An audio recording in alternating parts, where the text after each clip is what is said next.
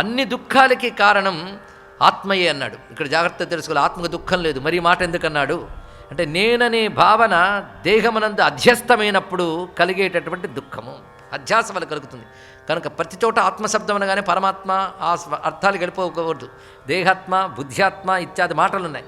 దేహము నేను అనుకునే భావన దేహాత్మ భావన, దానివల్లనే ఇది కలుగుతోంది. ఇప్పుడు నేను అన్నీ ఆలోచించక తెలుస్తున్నది ఏంటంటే, అసలు నేనేమిటి అంటే, ఆత్మ అంటే ఏమిటి, అనాత్మలంటే ఏమిటి అనేది విచారణ చేశాను నేను. ఆ విచారణ వల్ల నాకు తెలిసింది ఏంటంటే, నాహముర్వి, నేను భూమిని కాను, జలాన్ని కాను, అగ్నిని కాను, వాయువుని కాను, ఆకాశాన్ని కాను.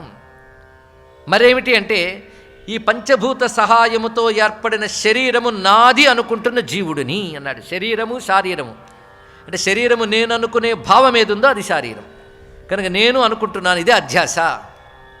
ఇక్కడ గమనిస్తుంటే ఈ హెచ్చుతగ్గులన్నీ కూడా ఈ పాంచభౌతిక దేహానికి కలుగుతున్నాయి. పెరుగుట, తరుగుట, వృద్ధి చెందుట, క్షయించడం ఇత్యాది భావాలన్నీ కూడా ఈ పాంచభౌతిక వికారాలకే కలుగుతున్నాయి. న్యూన అతిరిక్తతాం యాతి పంచకేస్మిన్ సుఖాసుఖం.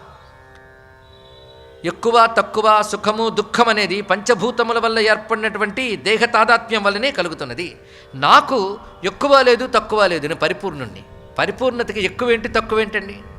అది హీనాధిక వివర్జిత అని చెప్పినట్లుగా ఎక్కువ లేదు తక్కువ లేదు, అది పరిపూర్ణత అంటే అర్థం.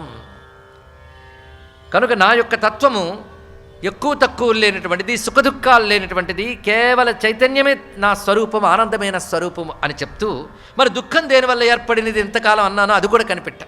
ఇవాళ వచ్చిన దుఃఖం లేదన్నాను, కానీ దుఃఖం కలిగింది మొర్రో నీ దగ్గరికి రావడానికి కారణం ఏమిటి అది కూడా చెప్తున్నాడు ఇక్కడ.